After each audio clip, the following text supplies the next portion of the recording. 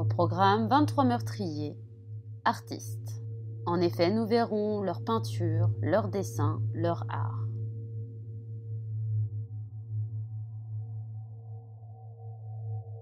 Samuel Little est né le 7 juin 1940 à Reynolds et est mort dans le comté de Los Angeles, à Lancaster, le 30 décembre 2020. En 2014, il est accusé du meurtre de 3 femmes, commis en Californie entre 1987 et 1989. Reconnu coupable, il est condamné à l'emprisonnement à perpétuité. En 2018, Samuel Little aurait avoué au moins 34 meurtres. Début 2019, le FBI a publié une série de 16 de ses dessins. Nous espérons que quelqu'un, membre de la famille, ancien voisin, ami, pourra reconnaître la victime et fournir cet indice crucial pour aider les autorités à procéder à une identification, a déclaré la porte-parole du FBI, Shane Buchwald, dans un communiqué à l'époque. Nous voulons redonner à ces femmes leur nom et à leurs familles des réponses attendues depuis longtemps. C'est le moins que nous puissions faire. Plus tard, cette année-là, le FBI a partagé plusieurs vidéos de Little fournissant des détails sur davantage de victimes dans le but de demander justice pour chaque victime, de clore toutes les affaires possibles. Samuel Little aurait commis près de 60 meurtres confirmés, mais ce chiffre pourrait aller jusqu'à 90.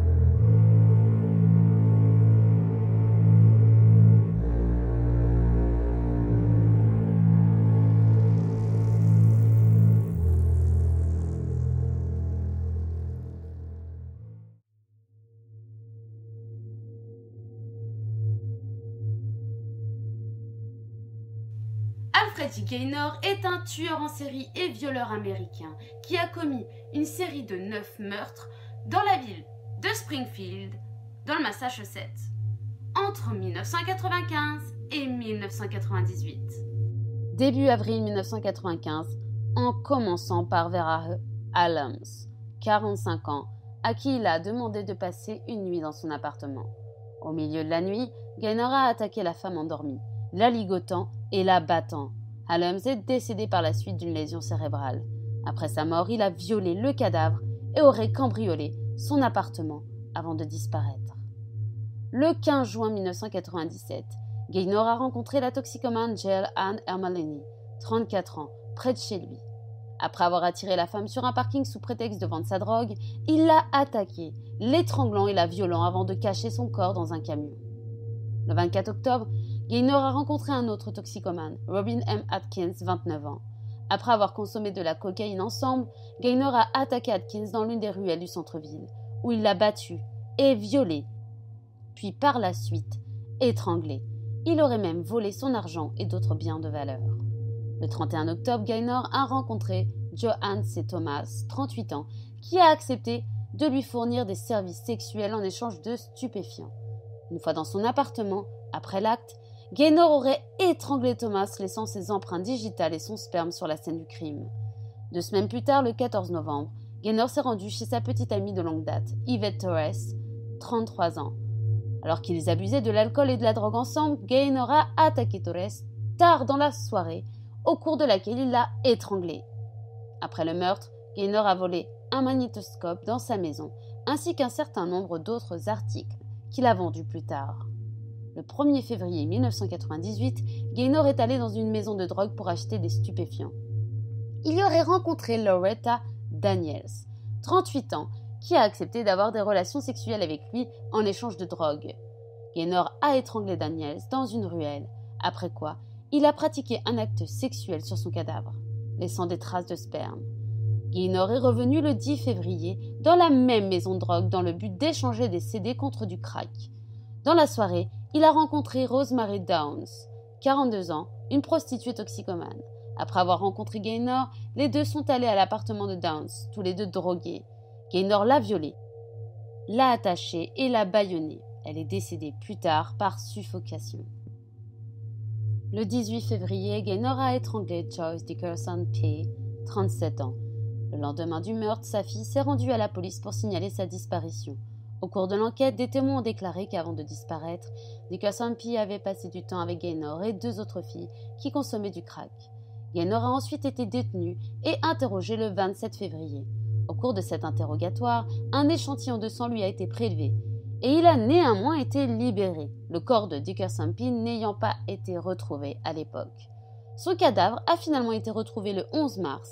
Les traces d'ADN du tueur ont été retrouvées sur le corps et sur la base des résultats de profilage. L'implication de Gaynor dans la mort de Rosemary Downs et de Joyce Dickerson P. a été confirmée et il a été de nouveau arrêté le 10 avril.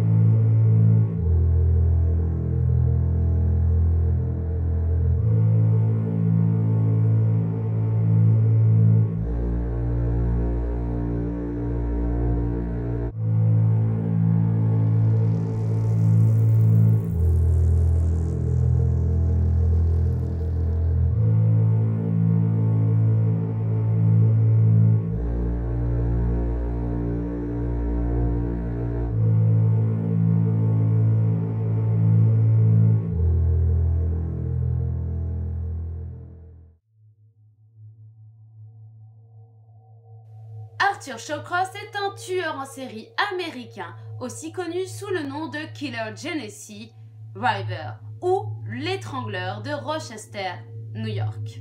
En mai 1972, Shawcross viole et assassine un jeune garçon de 10 ans, Jack Owen Blake, après l'avoir attiré dans les bois. 4 mois plus tard, il viole et tue Karen Ann Hill, une jeune fille de 8 ans, qui était en visite à Wavertown avec sa mère pour le week-end de la fête du travail. Arrêté pour ces crimes, Shawcross avoue les avoir commis. En vertu d'une transaction pénale, il révèle où il a caché le corps de Jack. Il plaide coupable d'homicide involontaire sur la personne de Karen Ann Hill et les charges concernant Jack Blake sont abandonnées. Il est reconnu coupable et condamné à 25 ans de prison. Mais Shawcross fait 14 ans et demi de prison et est libéré sur parole en avril 1987. Il a revendiqué ces 2 meurtres et après avoir bénéficié d'une liberté conditionnelle, une première fois à la suite de la condamnation pour le meurtre de ses 2 enfants, qui a conduit à une critique du système judiciaire américain en mars 1988, Shawcross recommence à tuer, principalement des prostituées, dans le quartier où il vit, avant sa capture moins de 2 ans plus tard. Il est reconnu coupable de 11 meurtres, avec une qu'on ne lui a pas attribuée officiellement.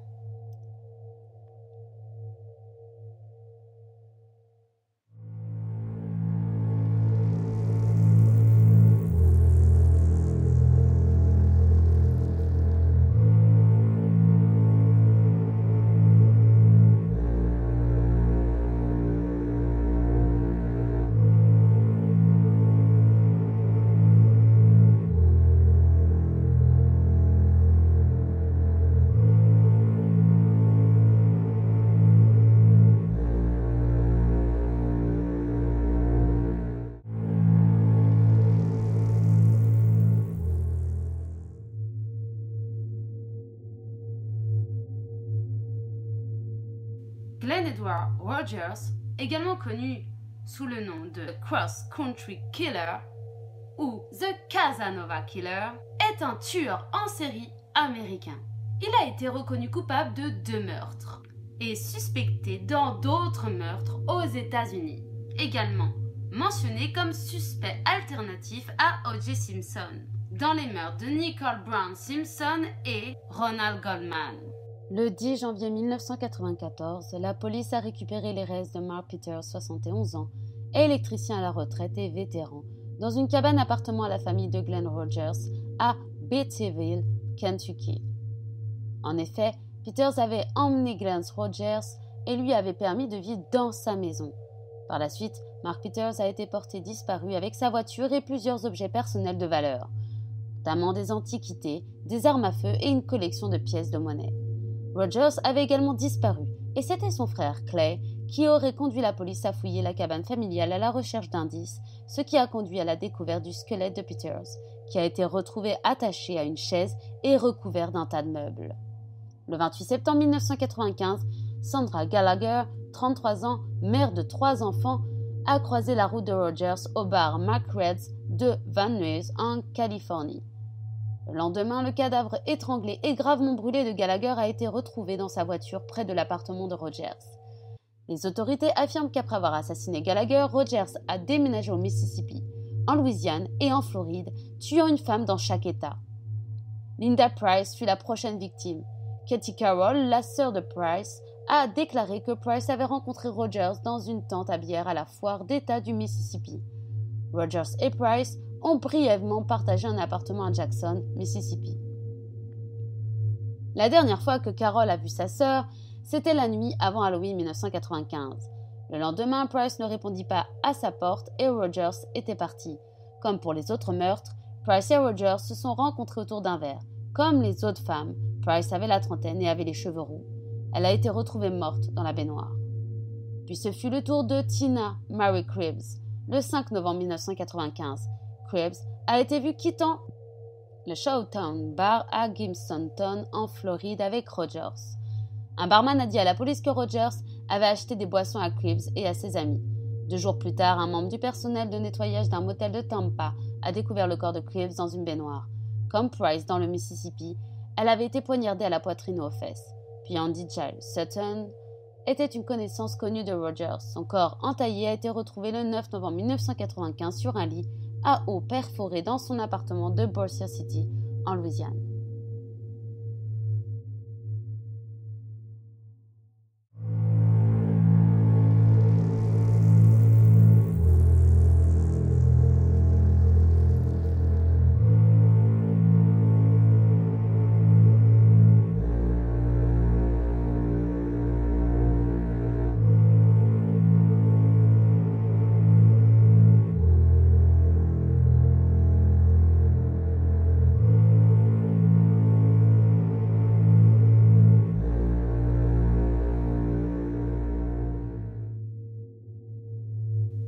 Henry Lee Lucas est un tueur en série américain.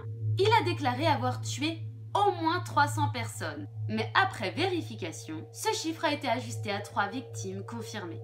Interrogé à de multiples reprises pendant toute la durée de son procès, Henry Lee Lucas ne cessera d'avouer toujours plus de meurtres. Ainsi, Lucas affirmera avoir fait 300 victimes, puis 600 et même 3000. La justice essaie alors de le prendre au sérieux, le prenant pour un affabulateur. En avril 1984, lors de son procès, Henry Lee Lucas ne fut jugé que pour 11 meurtres. Reconnu coupable de chaque chef d'accusation, il écopa de 10 peines de prison à perpétuité et d'une condamnation à mort pour le meurtre de Deborah Jackson, commis en 1979 au Texas. Cette condamnation à mort sera ensuite commuée en juin 1998 par le gouverneur du Texas, George W. Bush. Au cours de son procès, Henry Lee Lucas revint sur chacune de ses confessions en déclarant qu'il n'avait jamais commis qu'un seul meurtre, celui de sa mère. Il continuera de clamer son innocence durant toute la durée de son incarcération. Plusieurs années après sa mort, les avancées des tests d'ADN révélèrent que Lucas n'avait commis aucun des meurtres qu'il avait confessés et qui furent par la suite attribués à une vingtaine de tueurs différents.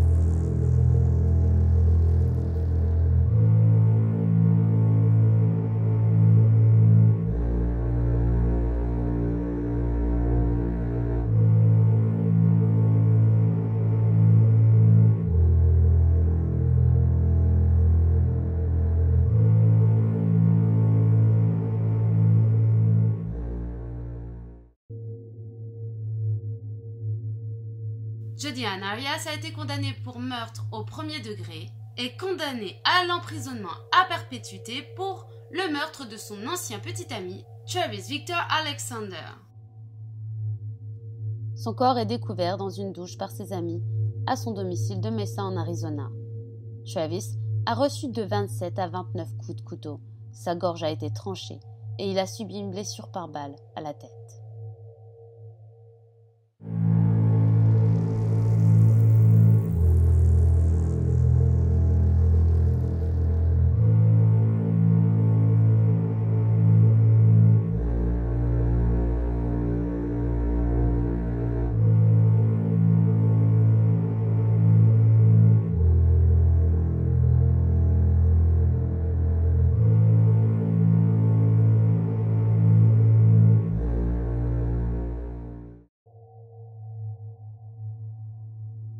John Wayne Gacy Jr.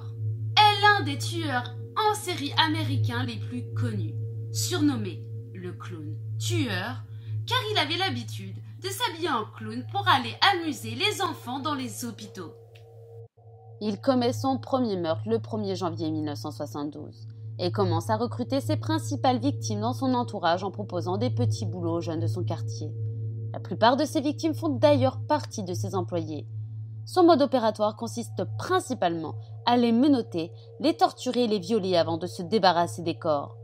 Le 21 décembre 1972, la police arrête Gacy dans sa voiture et le ramène chez lui pour effectuer des recherches sur la disparition de jeune homme. 26 cadavres sont retrouvés, enterrés, ligotés, un tissu enfoncé dans la bouche, dans le vide sanitaire sous sa demeure à Chicago. 3 autres sont enterrés dans sa propriété. Et les corps de ces 4 dernières victimes repêchées dans la rivière des Plaines, à proximité de chez lui. Il a été inculpé pour le meurtre de 33 jeunes hommes.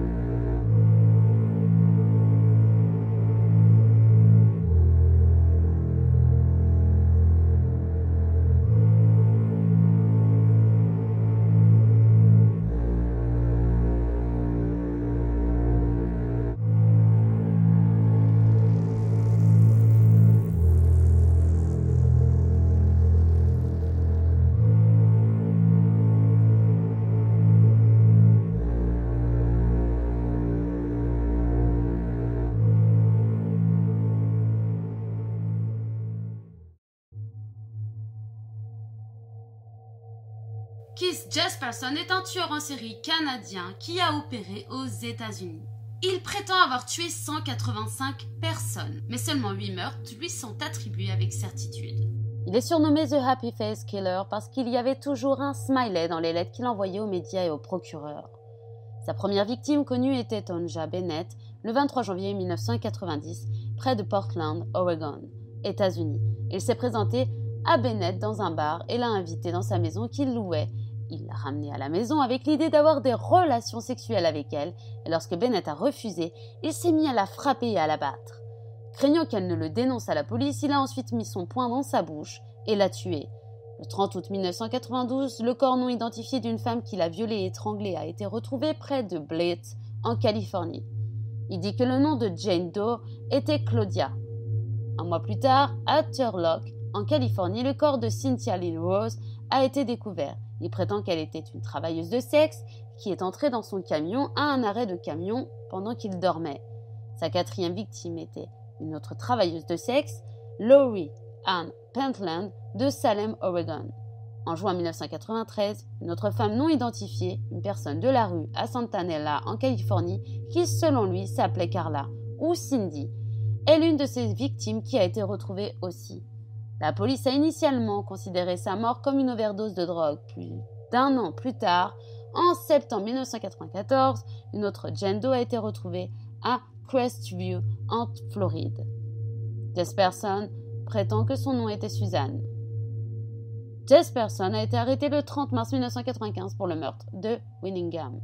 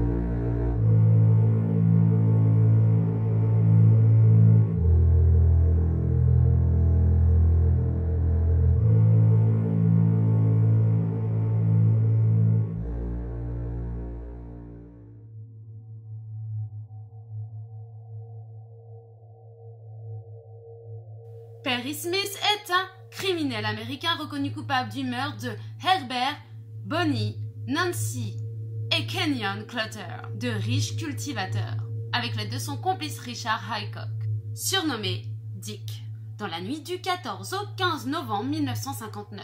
Ce crime fut rendu célèbre par Truman Capote dans son roman réalité De sang-froid publié en 1966 et par le film de Richard Brooks en 1967. On a pendu Smith après Hickok, suivant l'ordre alphabétique. Il est mort à 1h19 du matin. Ils sont entrés dans la maison des Clutter par une porte non verrouillée tard dans la soirée du 14 novembre 1959. Sur quoi ils ont assassiné les 4 membres de la famille présents, Herbert Clutter et sa femme Bonnie, et leurs plus jeunes enfants, Nancy et Kenyon, pour les cambrioler.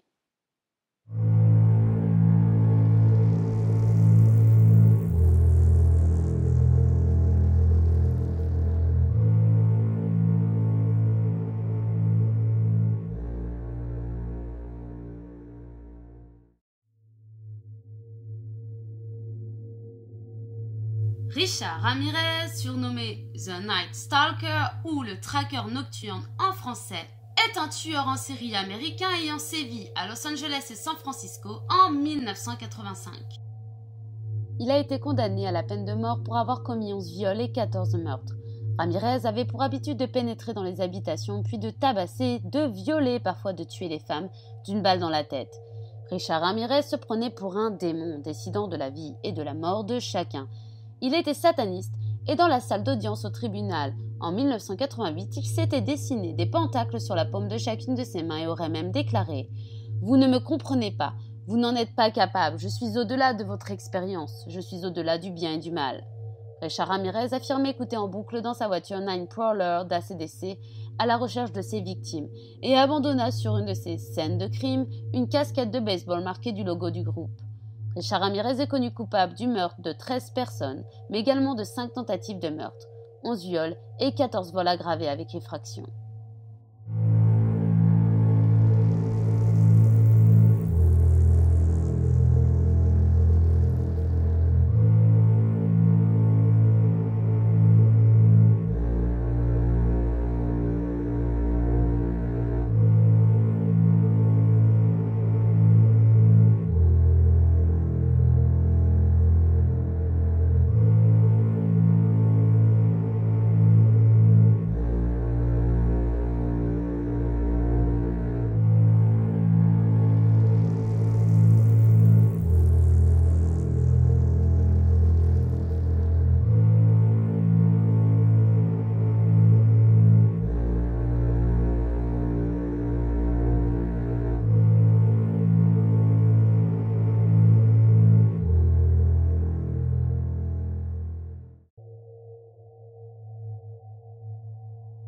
Wayne Lowe est un citoyen américain né à Taïwan qui a perpétré la fusillade au Bard College de Simon's Rock le 14 décembre 1992 à Great Barrington, Massachusetts. Il a assassiné un étudiant et un professeur et blessé 4 personnes avant de se rendre à la police. En 1999, Greg Gibson, père de Galen Gibson, l'une des victimes de Law, a écrit Gone Boy, A Walkabout, son récit de la fusillade et de son impact. Ce fut le début d'une correspondance régulière entre Gibson et Law.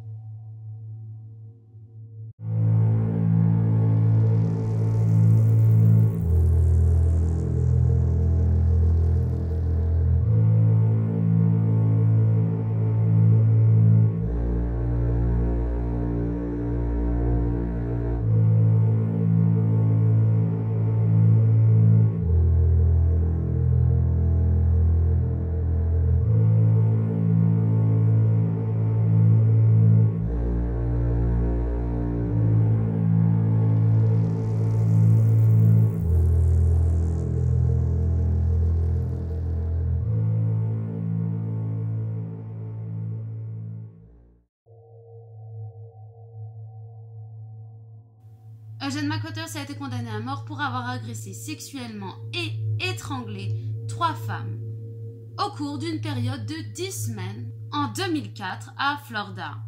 McWatters a déclaré au détective que les 3 femmes étaient mortes alors qu'il avait des relations sexuelles avec elles, bien qu'il ne se souvienne pas les avoir étouffées. McWatters a déclaré à propos des meurtres « Je ne sais pas comment ni pourquoi j'ai fait cela. C'est encore un mystère pour moi-même. »